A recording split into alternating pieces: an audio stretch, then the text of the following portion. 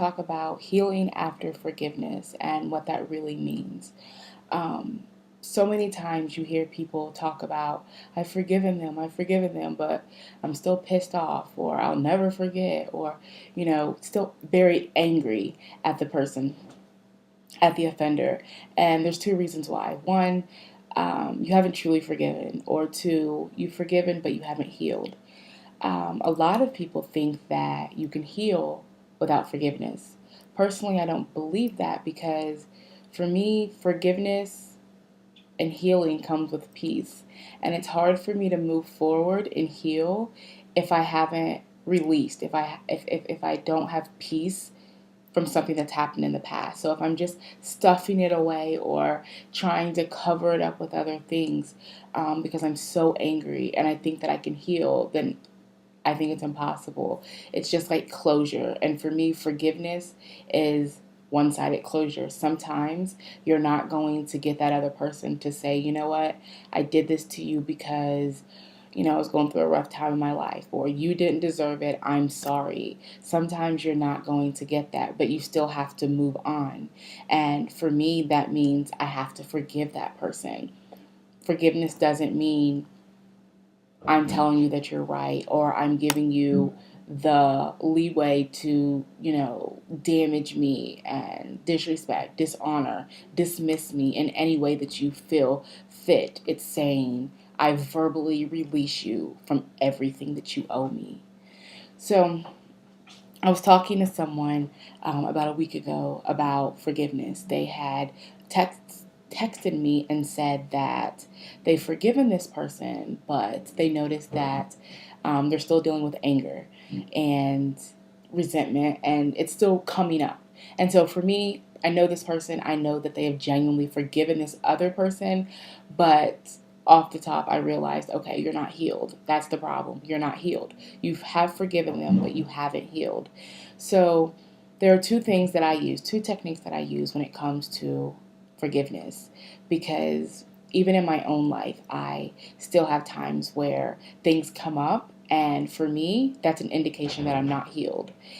Even though I thought that I dealt with it, I thought that um, the chapter was closed and I moved on to a new book. But it's come up again, and for me, all it means is I'm not healed. And so I just go and I work in that area, because I don't want to walk around empty. I don't want to walk around with any types of voids, any types of holes in my life, giving access to the enemy, giving access to anger, to any other craziness. I want to be whole in Christ, and I want to make sure that anything that I am broken in, that I fix immediately. So the techniques when it comes to forgiveness, two things. The first thing is I look at the person from a place of pity.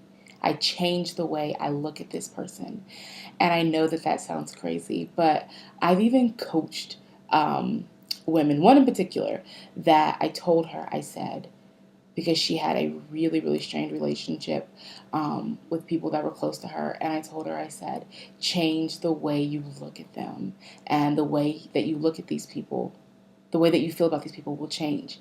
And so if I have truly forgiven someone from the depths of my soul, like I've truly forgiven them because I want to move on. And so many times you hear, forgiveness isn't for, the other person, it's for you. And logically, it's like, how the hell is it for me? What is it doing for me to tell you that, what you did was okay? And it's not saying that. It's saying, I release you. I release you from everything I owe you. You owe me, because you do owe me. But you know what? I release you. But so if you change the way you look at a person, the way you feel about them will change. So I began to look at the offender from a place of pity. For example, I'll use my own life. Some things have happened to me, some really bad things that could have destroyed me, definitely damaged me. And as I got older, I was so angry, especially after battling certain things. If you know my testimony, you know that I've dealt with homosexuality, I've dealt with porn addiction, I've dealt with masturbation. And so these things I began to blame on other people. But when I took the responsibility of saying, you know what happened to me was not my fault. How I'm dealing with it is my fault. So I began to look at this person from a place of pity. So instead of saying, damn you, look what you've done to me, look what you've caused me to do, look at my life, look at what you've done. Instead of saying that, I now say, my God, I feel so bad for you. If you weren't so broken, if you weren't so wounded, if you knew who God called you to be, if you knew who you were, if your parents treated you better, if you were, validated, if you were loved, you would have never done those things. Never. Because a person who's whole in Christ doesn't do those kinds of things. And so I look at a person from pity.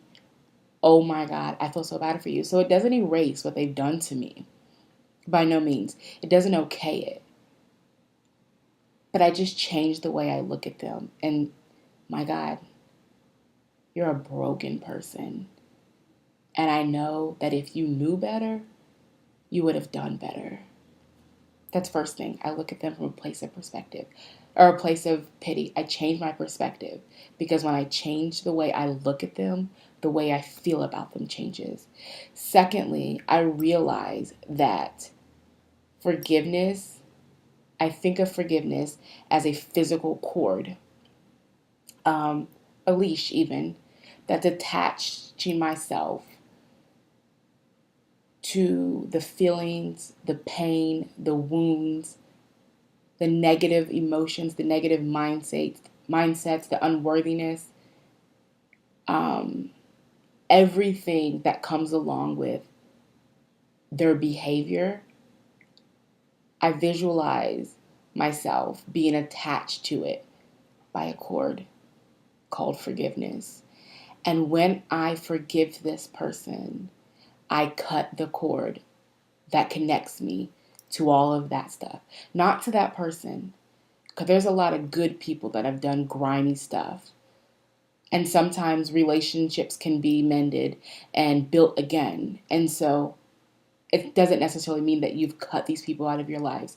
But I've cut the cord of forgiveness that has held me captive to the things that they have done to me, to the negative mindsets that were left behind from their behaviors, to the pain that was left behind from their behaviors, to the open wounds that was left behind from their behaviors. I am cutting the cord of forgiveness. I am releasing the person and these things in order to activate my healing.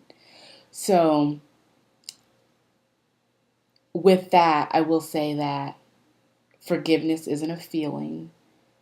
Sometimes you're not going to feel like you have forgiven that person because you're still angry inside or you're still hurting. It just means you're in need of healing, and that's okay too. It's not a feeling, and forgiveness doesn't equate healing. Forgiveness activates your healing. It's the step towards your healing. So I hope that this can be helpful, beneficial to somebody. If not you, and you've forgiven everyone and you're healed in your life and this doesn't help you in any way, that's okay. But I ask that you just pass it on and maybe it'll help someone else in their lives and with their healing. So I hope you guys have an awesome day and have a great week. Bye.